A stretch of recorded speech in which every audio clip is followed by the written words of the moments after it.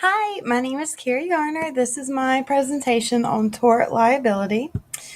The tort law basically recognizes that individuals can be held liable when their actions or their lack of actions can result in injury or death to others. The first one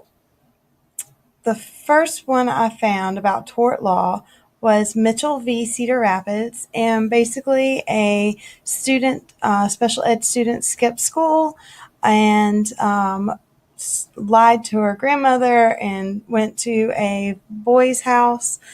She later told her family that she was sexually assaulted, and the school was held negligent or found negligent, and the plaintiff won $500,000 in their suit.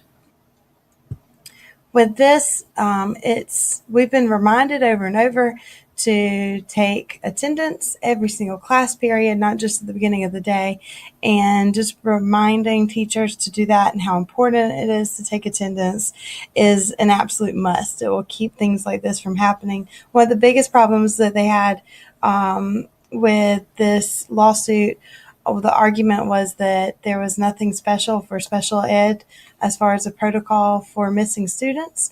So looking at that and seeing what kind of policy you'd have in place for special ed students would be beneficial as well. This one, a teen was struck as she crossed the street to the school. A school bus actually hit her when she was crossing the street. She had lots of injuries, some that lasted permanently, and she reached a settlement of $325,000. A way to kind of keep that from happening is making sure that crosswalks are labeled clearly, and that teachers who are there for early morning duty, if you have that at your school, would be strategically placed in areas to prevent an accident from occurring. This was crazy. It was a suit. A child was running to his mom. He was super excited to see his mom, 6 years old, fell down on the sidewalk like lots of kids do.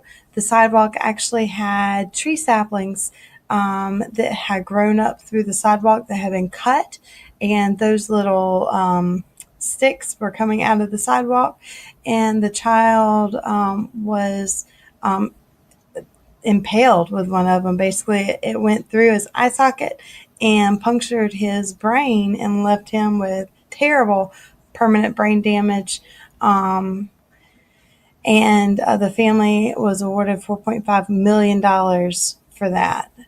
So just to learn from this, just making sure that everything you can is picked up and clean and the environment is safe, that things are removed that would cause someone to fall or trip. This was interesting. Johnson v. School District of Millard. A child was caught playing London Bridge, like in between the two kids, and the teacher was not paying attention while the kids were playing London Bridge during music class. They were supposed to be playing. And when they let go of him very suddenly, violently, he fell against a bookshelf and had to receive 50 stitches. He was awarded $22,000.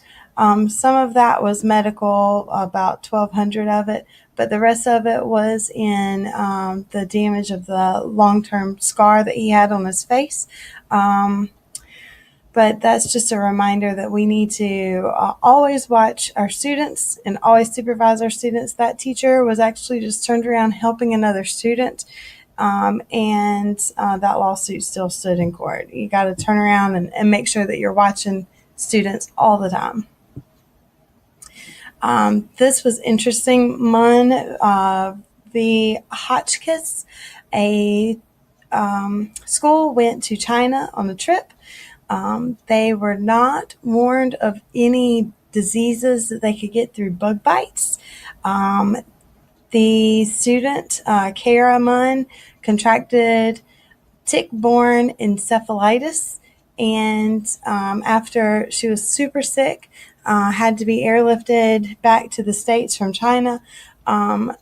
She can't speak because of that.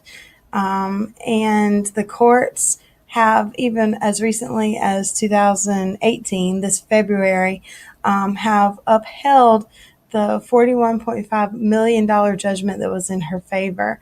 And this happened, the judgment was set years ago. They've tried to fight it, but it was upheld in February for $41.5 million.